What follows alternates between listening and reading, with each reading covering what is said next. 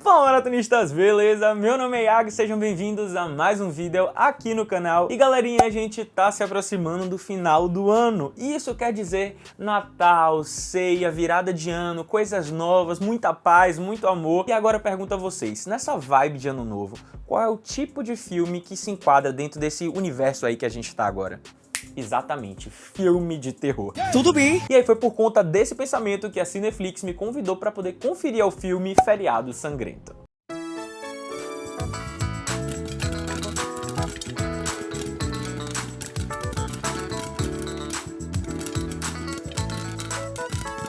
E eu sei que já faz um tempo que esse filme ele foi lançado no cinema, mas independente disso, eu precisava fazer crítica dele, eu simplesmente precisava. Isso porque essa obra é um exemplo perfeito do que é ser um filme simples, clichê, com uma história já vista, mas que consegue fazer isso de uma forma simplesmente perfeita. Para os amantes de filmes de terror, mas mais especificamente para aquela galera que curte um bom slasher, que é aquele filme onde uma galera é fatiada por um perseguidor, Feriado Sangrento é uma obra obrigatória. Isso porque o que faz esse filme ser brilhante é o fato dele utilizar a fórmula base de um bom slasher, que é o quê? Um perseguidor icônico, uma final girl de respeito e uma justificativa plausível para tudo isso que está acontecendo. E ele consegue utilizar esses três elementos de uma forma muito, mas muito inteligente. Primeiro temos o perseguidor, um assassino que utiliza a máscara de John Carver, que é uma personalidade histórica lá dos Estados Unidos. E a máscara que ele usa é tão vagabunda, mas tão vagabunda, que acaba sendo cômica, mas ao mesmo tempo meio assustadora. E isso no slasher a gente dá um nome, que é perseguidor icônico. Essa máscara simplesmente conferiu a esse perseguidor um ar icônico logo no início. A gente olha pra ele, a gente já acha meio engraçado, mas ao mesmo tempo fica assustado, e tudo isso na medida certa. O que eu quero dizer é que John Carver, ao meu ver, ele é o Ghostface que foi criado pra modernidade. E aí, já fazendo uma afirmação meio polêmica, eu acredito que Feriado Sangrento, o John Carver, ele está pra atualidade, assim como Pânico e Ghostface estavam pra época em que eles foram criados. E aí, só o fato da gente ter um perseguidor icônico em um bom filme de slasher mostra que o roteiro pelo menos acertou no básico. Mas aí a gente não pode ficar só no perseguidor, afinal de contas, um bom slasher que se preze, ele não vai contar só com um perseguidor icônico. A gente precisa do quê? De uma final girl que a gente torça por ela.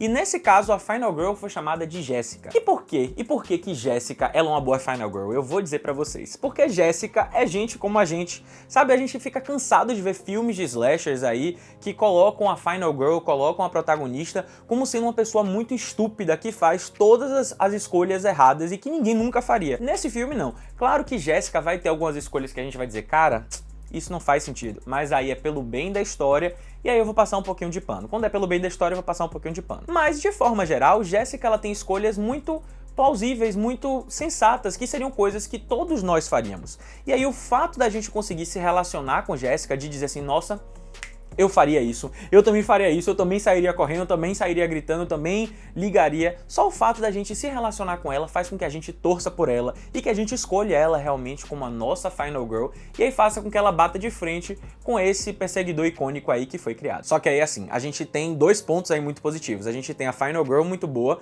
né, uma final girl relacionável que o público vai gostar dela, e a gente tem também um perseguidor muito icônico, muito imponente. Então a gente tem duas coisas muito boas. Só que o que acontece? Se isso for uma franquia, isso pode ser um problema, porque a galera tende a focar muito nesses dois personagens e colocar os personagens secundários como sendo esquecíveis. Ah, e detalhe, eu já vou dar um spoiler pra você, que é o seguinte: esse filme ele vai virar uma franquia sim, porque Feriado Sangrento 2 ele já foi confirmado, então vai ser lançado um segundo filme.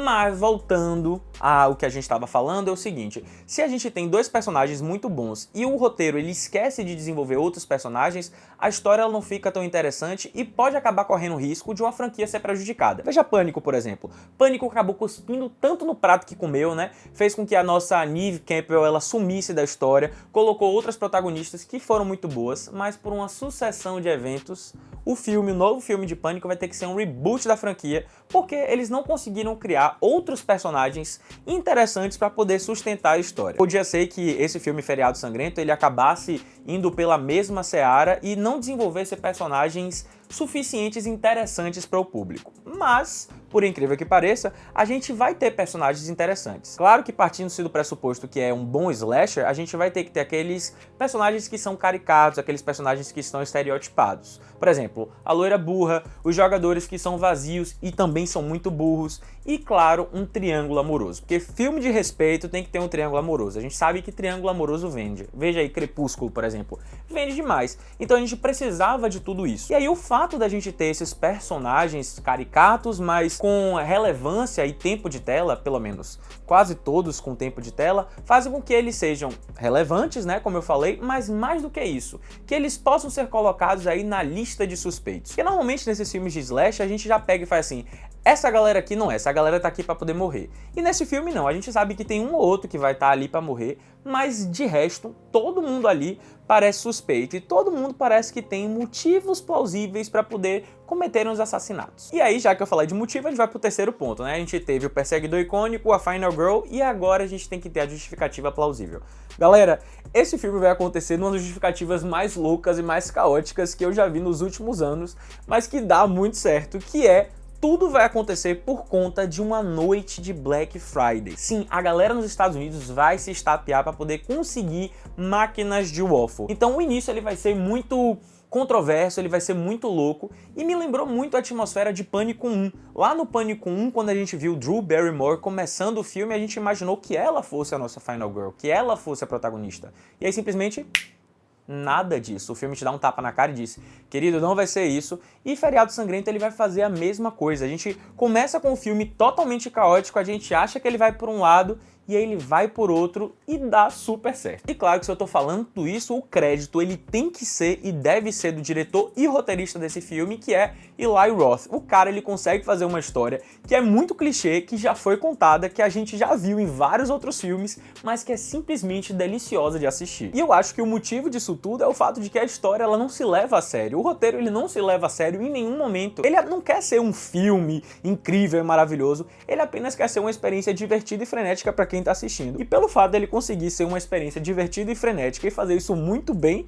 ele acaba se tornando um filme excelente. Mas claro que como um bom slasher, toda essa situação toda tem que ser regada a muito, mas muito sangue. É muito bizarro. As mortes, elas são inclusive muito engenhosas, bem inventivas, em alguns momentos cômicas, mas são bem elaboradas, fogem até um pouco daquele clichê que a gente está acostumado a ver em filmes de slasher. E aí, esse crédito precisa ir para o próprio diretor, porque esse cara ele participou da direção dos filmes de Albergue. Então só quem sabe, só quem assistiu a franquia de Albergue sabe como esse cara tem uma mente bem doentia. Só que enquanto Albergue as coisas eram mais macabras assim, nesse filme Feriado Sangrento a gente vai ter uma coisa macabra, mas sempre com uma pitadinha de comédia na medida certa. Sendo um slasher simples e que retoma as raízes desse subgênero da melhor forma possível, Feriado Sangrento é um grande presente para os fãs de terror que querem se despedir do cinema com aquele sentimento de que valeu a pena ter pago o ingresso. Por isso eu, Iago, dou 5 almofadinhas pro filme, porque eu gostei muito, mas muito da história.